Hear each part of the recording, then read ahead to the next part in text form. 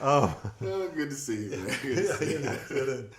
I'm Scott Farber, along with this good-looking young man that is a Memphis living legend, former NFL New York Giant, soon to be in the Guinness Book of World Records. That's what we're hoping for. We'll talk about that later. NFL Players Association president of the Dallas-Fort Worth chapter and host of The Extra Point, starring Larry Mallory. And my good friend, he is Larry Mallory. That's right. Hey, Good man. to see you, Scott. Good to see you. Yeah, 2018 season. Good to see you. You know, and what a wild week we've been having, but we're going to try to talk a little football today. Let's hope so. But first, a little business today. Later in the show, we're going to have a gentleman by the name of Paul Hendricks join us. Paul is a Vietnam veteran, and he wants to tell us about this organization he's a part of, Veterans Center of North Texas, and what they do for Vietnam vets and all veterans. And I know that you're, always having your chapter do thing with veterans. That's true. So we're gonna, bring him on and let him talk to us today, and he might have some insight what John McCain went through. Yeah. And it's interesting because my wife said something that I found fascinating. They were talking about John McCain and the Hanoi Hilton. Yeah. Our kids' generation, when they hear that, they probably think John McCain was in the Hilton That's right. in lovely Vietnam. hotel. They don't understand that this was not the luxury hotel, and this was the name that the guys gave it, And we lost a remarkable man, Senator John McCain, to a terrible disease. As we all know, cancer is just a hideous disease, as a good friend of mine once said.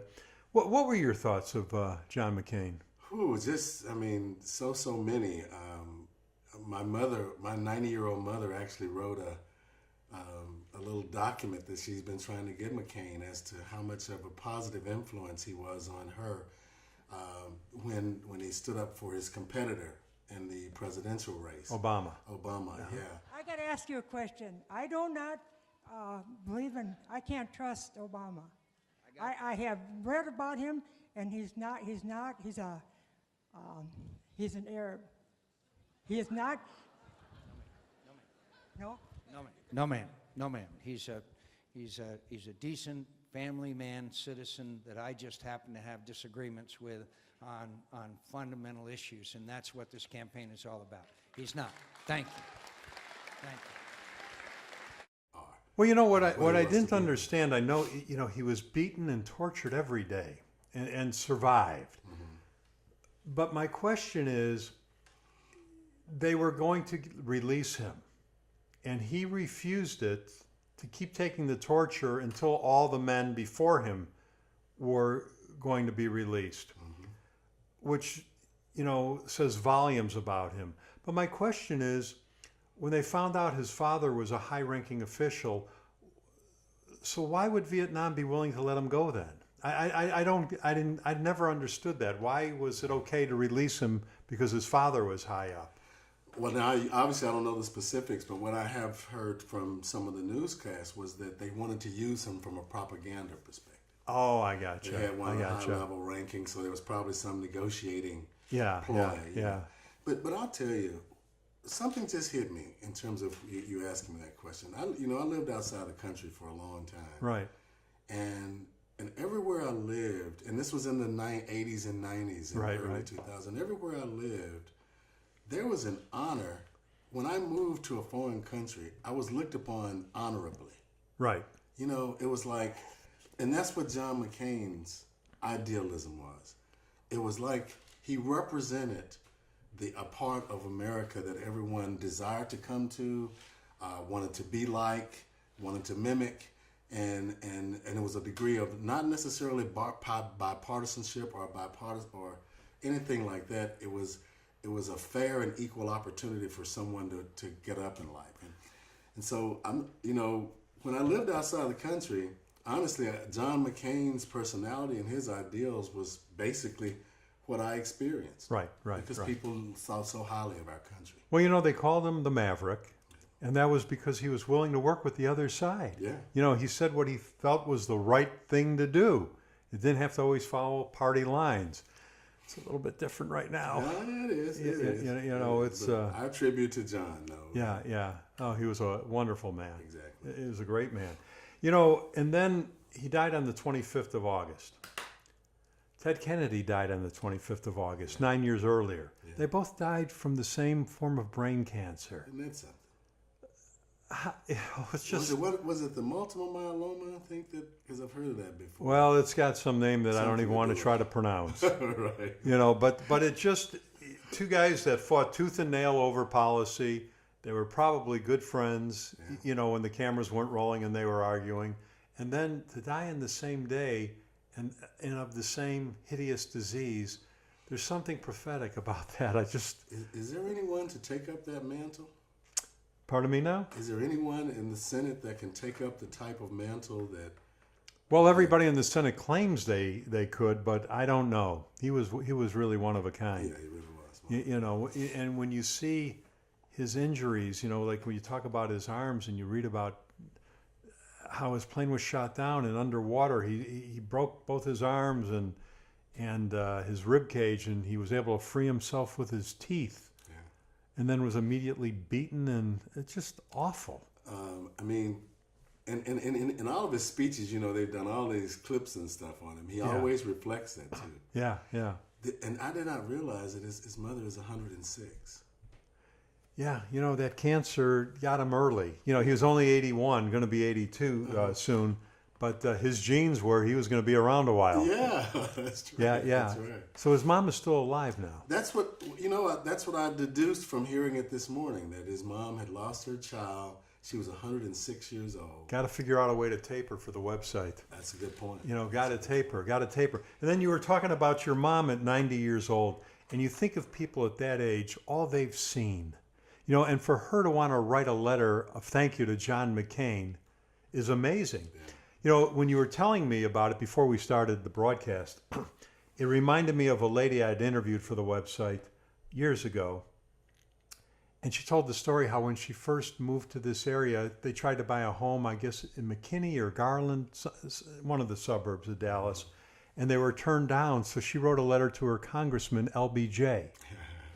She said, he wrote a letter back and said, you've been approved to buy your home. And she goes, and that's how we bought our first home. She goes, I wrote a letter to my congressman, and LBJ took care of it for us. I mean, you know, it just... But see, Scott, that generation, though, they have a way of reaching out to people and make things happen. that's what makes the Generations Broadcast Center so special. Honestly, that's what attracts everybody to it.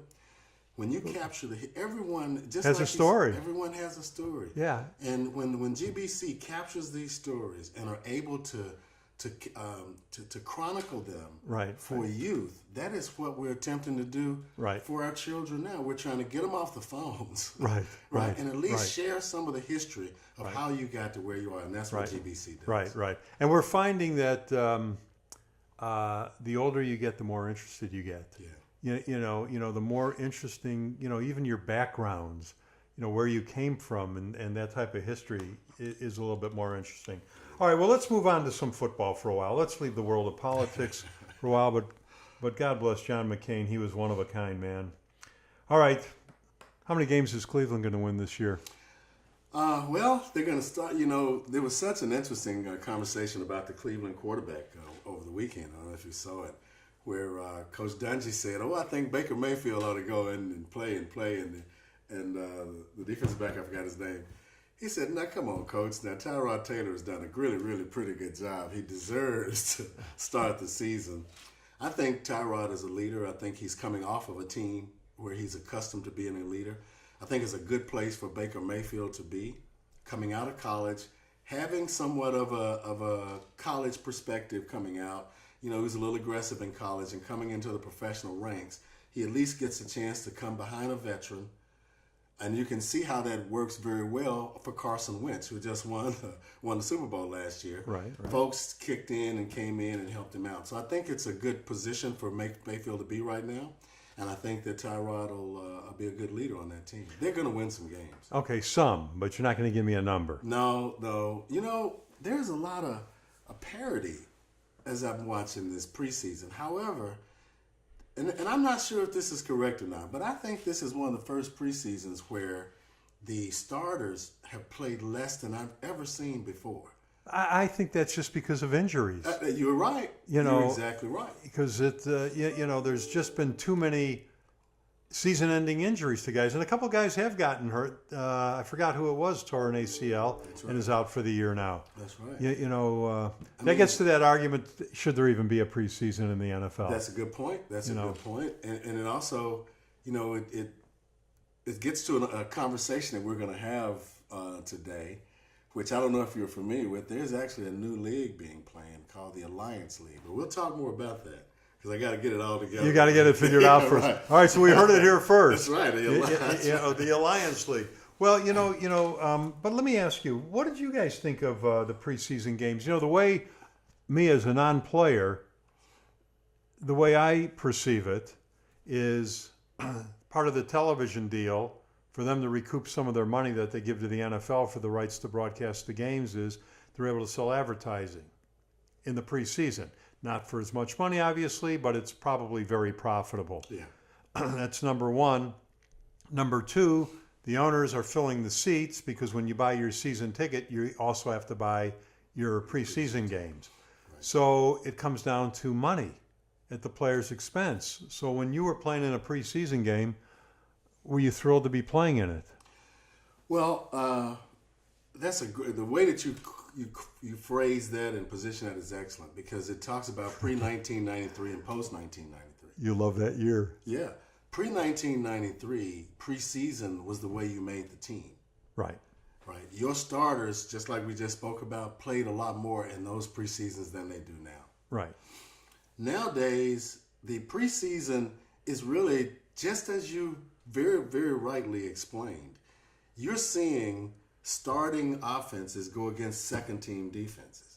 Starting defenses go against second-team offenses. Right. So the actual state of the team is not being reflected anymore, and especially based upon, I think, so much social media and all these equipments. Right. Anybody can take a picture if you're practicing and doing things nowadays. You Right. see where I'm going? Yeah. And I would think in practice now they're so advanced that you know who's going to make the team just by going to practice.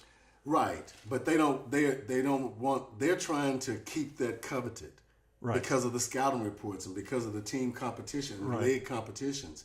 You're not seeing. I'll give you a perfect example. The Cowboys just played last night. Right. What did you see their second teams?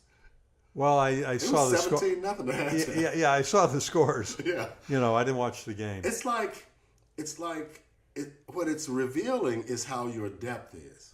Right, That's what preseasons are revealing, not the starters. And they're holding them out. Right. But it's revealing your depth.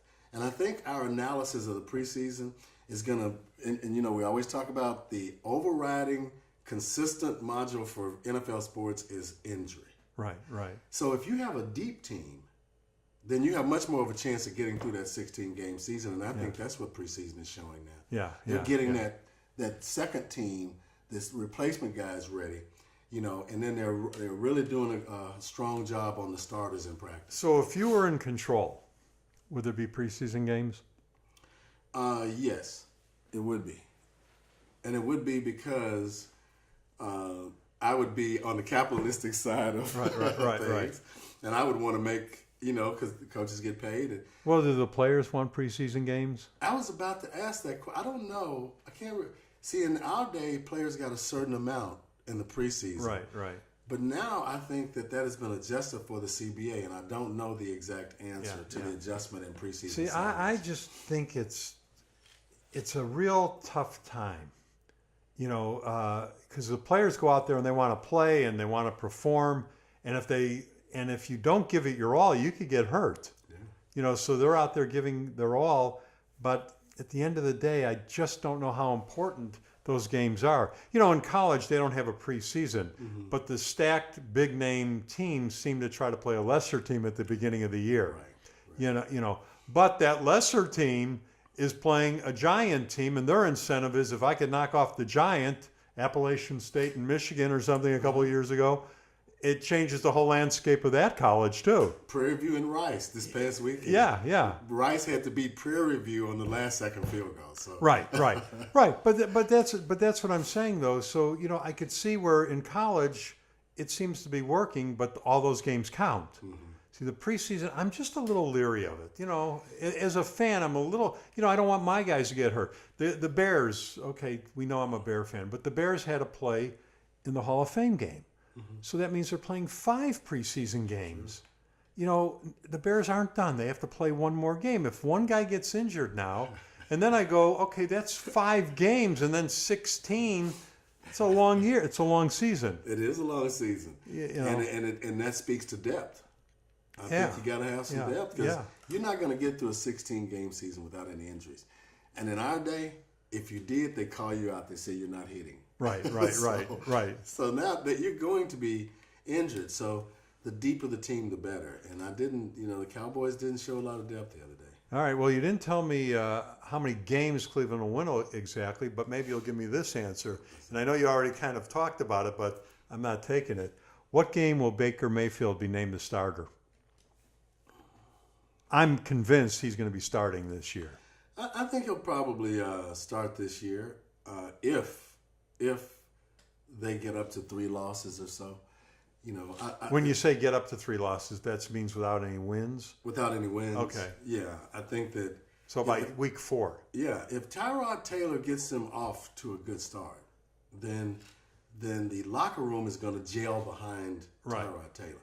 But Tyrod Taylor as a leader, he's going to keep Baker Mayfield in the mix. Just one of the reasons is what you just said. 16 games, no injuries. You got to be ready to step in, Baker, when it's time, and it will be time. Yeah. You know, I remember when quarterbacks like Terry Bradshaw, I think, sat on the bench how many years? 5 years, 6 years? You know, they sat on the bench to groom them, but now it seems like guys are put in the starting role immediately. That's true. You know, is that because teams that do that are desperate, or is it just the way the game has evolved? I mean, Aaron Rodgers sat on the bench. Of course, he was behind Brett Favre, but he sat 4 or 5 years, you know, on the bench before he got to play.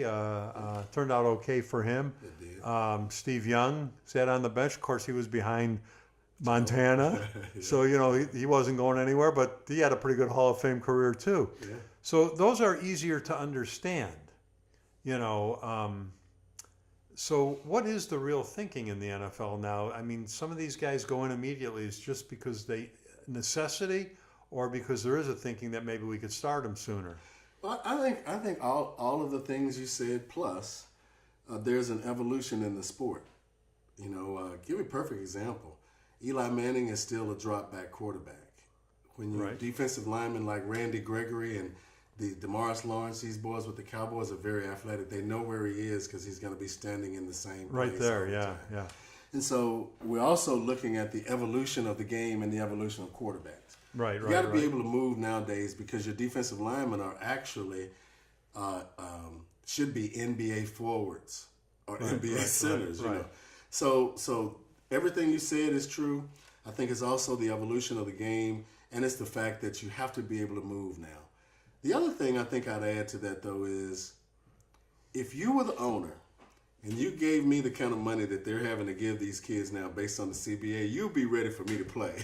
You know what I mean? Right. You don't want to see me sitting on a bench and you're paying me right. $2 million a day. You know? Right. Well, you know, yeah. See, that's the other thing too. You know, I know rookie contracts aren't what they're going to get when they get the big bucks, but it's a lot of money on the table now. Well, especially for a first rounder now. Right. You know, Well, what does the number 1 pick get? I don't know how many zeros it is because it has so many pieces, you know. Right. Contract here and an endorsement here, and they probably make more money with Burger King than they do with the team. Well, ask Tiger Woods. Exactly. You know. Yeah. But in Brett Favre's and those guys' days, you know, it was not those kinds of contracts. Yeah. Well, Sam Darnold now, great at USC, on the New York Jets. There's always the superstar and there's always the bust. Where does Sam fit in? What's he going to become? Oh, he's with the Jets, right? Yeah. Sometimes it's the team too that It helps is. make the makes your career. It is. You know, Sam fortunately is now in the National Football League. Unfortunately, he has to look at numbers from one of the best Joe Namath, one of the best stars in the history of the league. Right, right. And he's in New York, which you know how. Oh yeah, tough that could it's be. tough. Yeah. I might be the second toughest to the Bears, to Chicago. No, I think being in New York is by far in any sport. It's tough. Yeah. But all in all, I think that these college guys are coming out a little kind of prepared from a quarterback standpoint. Pretty prepared. You know, you got a lot of pro coaches in college. The college system is very now more aligned to the NFL system. In fact, it is my perspective that the college system now is primarily the major four conferences. Right. The HBCUs now have become free agent pools. Right. Okay, Grambling, Tennessee State, Right. and which is a tremendous free agent pool, and now there is a consideration for a league called the Alliance League, where they're going to have like a feed league to the NFL. Can you just tell me who's behind that, or not Well, yet? I'm not sure. When's your meeting today? Well, my meeting's at the end of the month. Oh, okay. But I was informed that I got this information through our system that you got guys like some high-profile Hall of Famers that are coaches. Right. In fact, it is my understanding maybe even there might be some teams in Memphis and in Alabama. Some of the places. What drew me to it, I happened to be in an area where I was viewing this, and what drew my attention was, I played in the World Football League where Larry Zonka, Jim Kick, and Paul Warfield left the NFL to come to. Right. And as I looked over and I saw the scroll cities that they were talking about, a lot of the cities were the cities that the OWFL had been a part of. So that's what drew my Interesting. attention. Yeah. You said something the other day. I'm always intrigued by where you went to school. Okay. Memphis State. Tennessee State. I mean Tennessee State. You're just a living legend in Memphis. But you went to Tennessee State. And I remember when you showed me your high school basketball picture, and there were 12 guys there. And you said, 9 of us went to the pros, a couple in the NFL and a couple in the NBA. And I'm sitting there going, there's 12 guys and 9 of them went to the pros. Well, the other day, we're getting ready to tape the first show of the season for the Extra Point, which is now up on the website and the YouTube channel. And you were just in conversation saying how, because I was talking about all the great athletes that were, you went to school with, Ed Too Tall Jones, Wayman Bryant, Joe Gilliam, there's a long list. And then you looked at me and goes, yeah, my junior year, there were 24 seniors and 23 went to the NFL. And then my senior year, there were 23 seniors and 22 went to the NFL. True. How the hell has that happened? I mean, really, think of it. You're not talking about the big time Ohio State or Oklahoma, where now, 1 or 2 guys get picked from all these big schools. I don't know what it was like when, back in our day in the 70s for those schools either. I think 3 or 4 went, and it was a big deal. Yeah. How did you guys not burst onto the national scene, at least in the story that everybody who goes there goes to the pros? And why wasn't the coaching staff all named head coaches in the NFL next Tuesday? Wow, boy, you open up a lot of boxes then. On the last part, they just did a study to show, they were talking about how many African-American athletes are in the NFL. Right. And the average, I think the lowest, how many African-American athletes are at major colleges. Okay. The lowest salary was $3 million. Right. Saban made $11 million. When they looked at the HBCUs, the highest salary was $250,000. And then they made a comparison to all those athletes being sent to the pros, where those coaches are making X amount. So back to the question, you're right. During that era, there was not a lot of invitations to the major Big 10, Big 8 colleges that there is now. For those kids. For those kids. When they were in high school. Okay. Right. Your primary path in terms of sports was HBCUs. Unless you were an All-American or you're the top guy. O.J. Simpson went to Syracuse, I think, that kind of stuff. But was Tennessee State all local guys, or taking guys just from the area? No, they took guys primarily from all the way down to Texas. The coaching staff was Joe Gilliam, the quarterback of Pittsburgh Steelers. His father was basically the catalyst Right. We had a head coach called John Merritt that was somewhat of he was not a coach. He was a businessman. He was the one, I think I told you he would have us, when we had our investors come out on the field, he would make sure that we would wear our most raggedy jerseys and stuff, and he would call you over so we could get new equipment. So his thing was, Very smart. yeah, we would put on our old shoes so we could get more shoes because we didn't have enough weights, we didn't have enough anything, and we just kind of made do. And he would invite investors, and our primary investors were the guys from the Country Music Hall of Fame, Grand Ole Opry. Unbelievable. Yeah, but we had so many players. They came out of Jackson, Mississippi, in the high school system, and then they worked, I think, at either Alcorn or one of the colleges down there.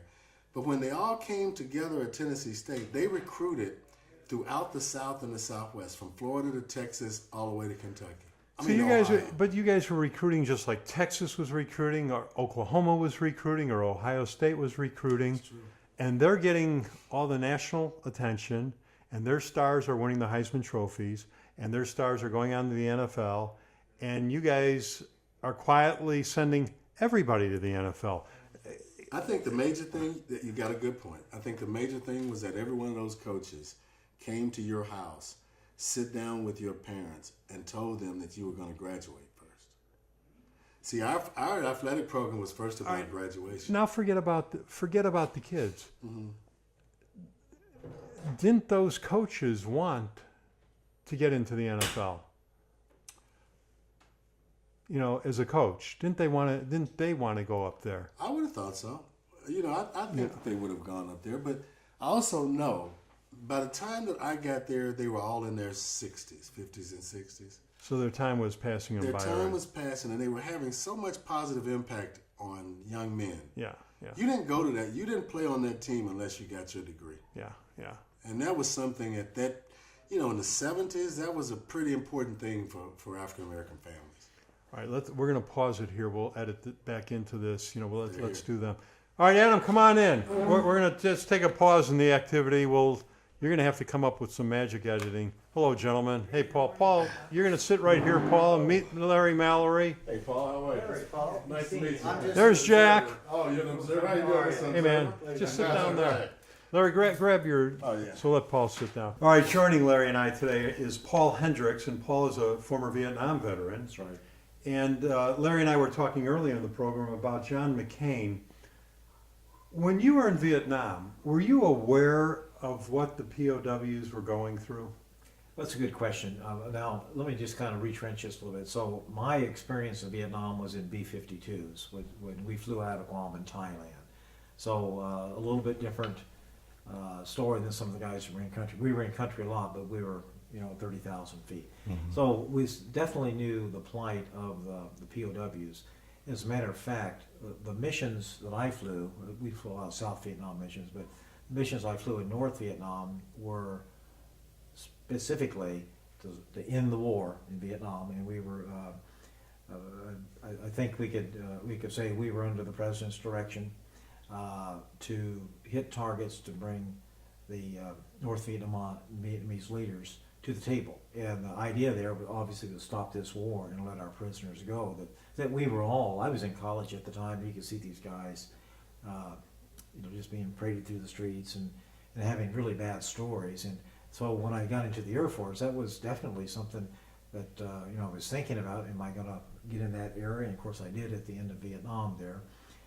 December of 1972, I flew 4 what we call downtown missions across Hanoi, very much in mind that we were bombing to end the war, and it did end the war. We were one of the major elements, and ending that war and releasing our prisoners was just a huge initiative and big effort for us, and we were very proud to make that happen, to be part of that crew. Of all of the hundreds of bombers that flew, I was proud to be able to be part of that. Paul, Larry and I were talking earlier today how our kids and our grandkids, they hear the term now, all of a sudden they're hearing about the Hanoi Hilton. Yes.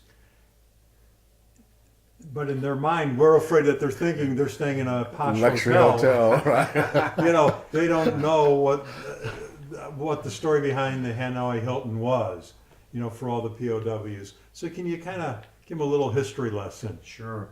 So the Hanoi Hilton got its name just because of where our prisoners of war were warehoused in Hanoi, and it was really a leftover or that's what I'm looking for, or something left over from the French.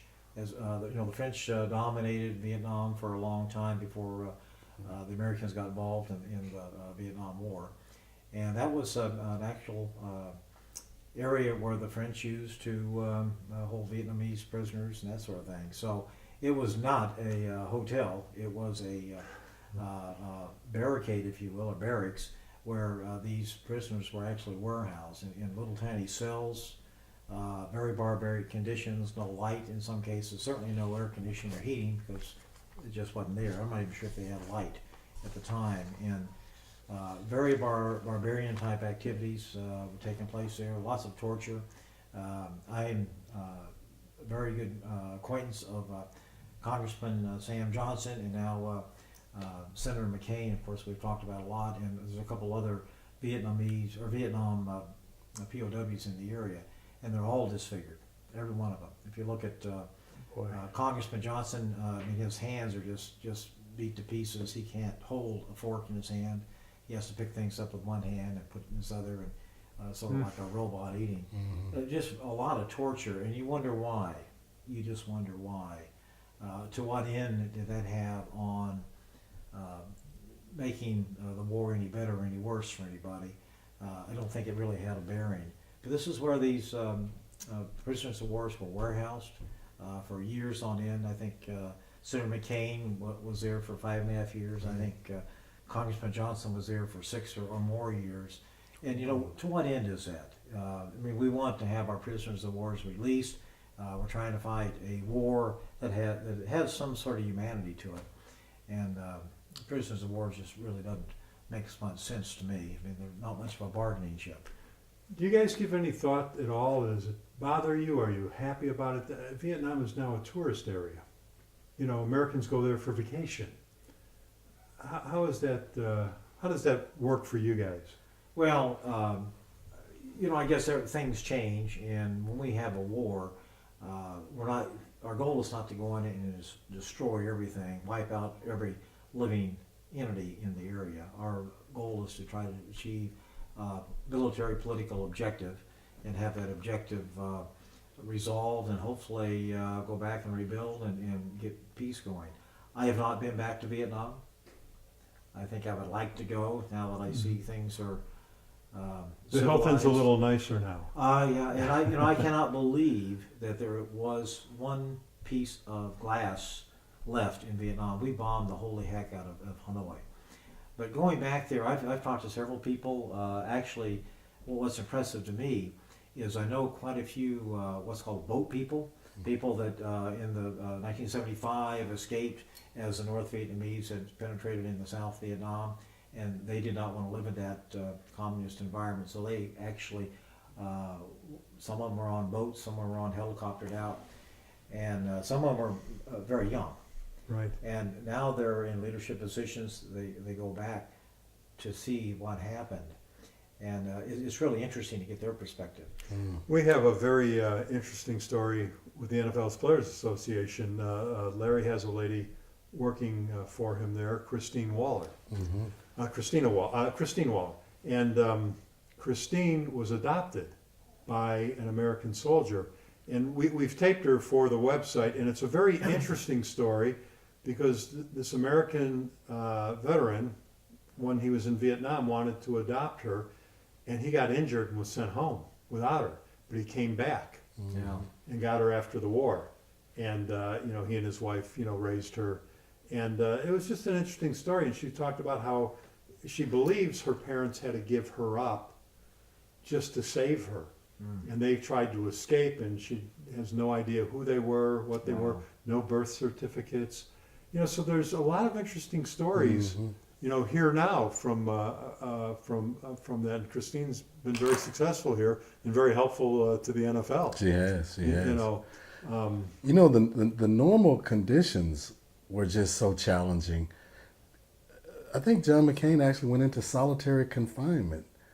That had to be even much, much worse. If the normal conditions are like that, solitary confinement had to be. Well, you're hoping people are watching the news shows because they're showing the conditions that he stayed in, and you can't really fathom it. When kids today, it's like I always tell a story when I do public speaking. I tell a story about a good friend of mine whose parents were Holocaust survivors.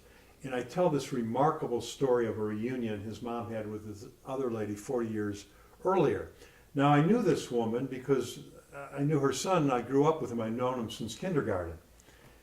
But when you're a kid, the story meant nothing. It would be, oh my gosh, your parents have a real heavy accent. That must have been terrible. What time is dinner? You know what I mean? Yeah. But when we get older, these things start to get important. It's like even the Vietnam, the way not to go to Vietnam was to be in college. It was a very different time. And I remember guys that went to Nam and then would come to school afterwards, and they're coming to school without a limb. And it's like, it was just awful. And it was just an awful time in the country. And you guys went through hell in this country for many years. It's just finally now, we're finally understanding that you're always on our side and you're always doing what you were supposed to do. That's right. You're young guys given a job to do and you went out and performed it. It's, did that bother you back then? Well, that's a good question. I guess everybody's a little different. When I entered the Air Force, I knew that I was under control of somebody, a commanding officer, and my job was to do what he told me to do. Right. Just as simple as that. Now, when I was in college, we would see riots and demonstrations and that sort of thing, and I was just a college student. I wasn't for or against any of that. I was just trying to get my college degree to Right. go on. And Right. then, when I went in, As it should have been. well, yeah, and so my goal was to get a degree and Go into life. work and do this, and I hadn't planned on being in the military. That wasn't necessarily my plan, and due to the draft and the lottery system, I was able to go in the military and learn discipline and that sort of thing, and chain of command.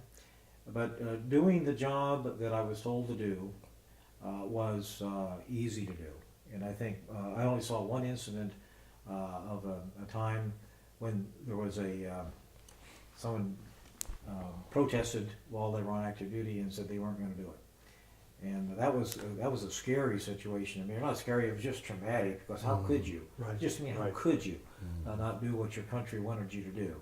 And this guy had been a co-pilot. He was a new pilot that was going to join us on our crew, and we were going to go on a bombing mission. This was a South Vietnam mission, so wasn't going to get shot at least. Anything's going to be a threat to us. He came out to the airplane, got his orientation, because he'd been through. We taxpayers had paid for 2.5 years of training for this individual, and we went to load the airplane up, and he said, "I'm not going." What do you mean you're not going? "No, I'm not going. I can't do this." How can you go through all the training, all of everything you've done? This was his first mission. How could you not go? So I just can't do this. It's against my internal feelings. So we said, well, okay. So we called the command post, and they came out and arrested him and hauled him away. Because it just made me think that, everybody has different opinions.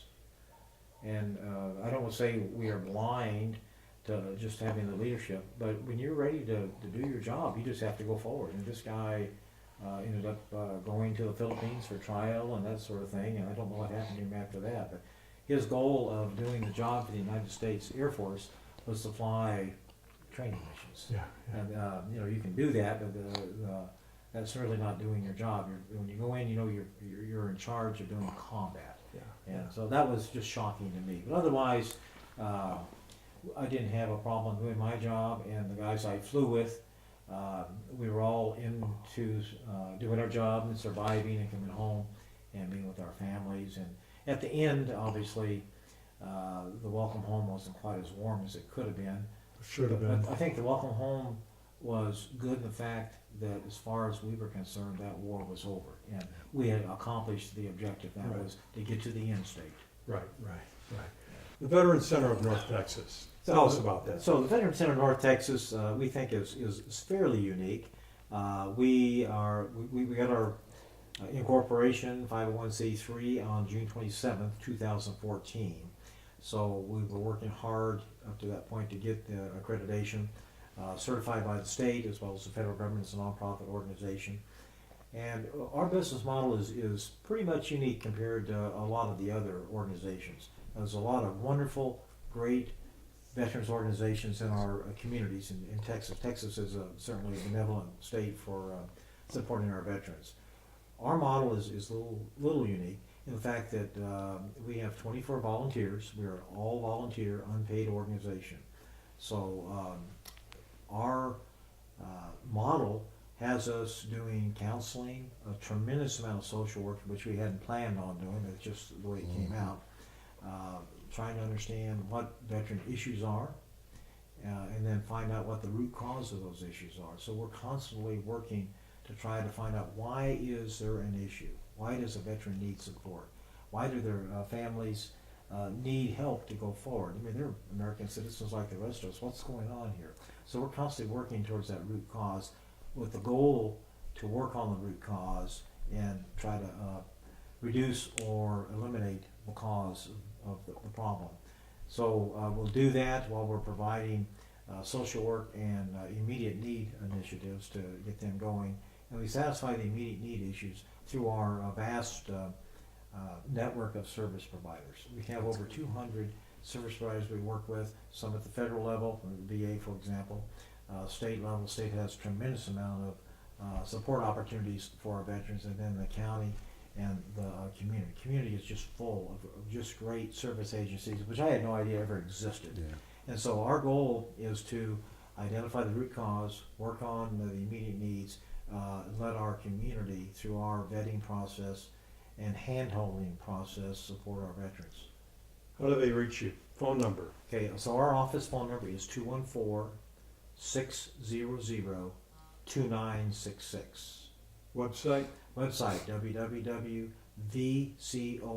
Victor Charlie Oscar November Tango.org.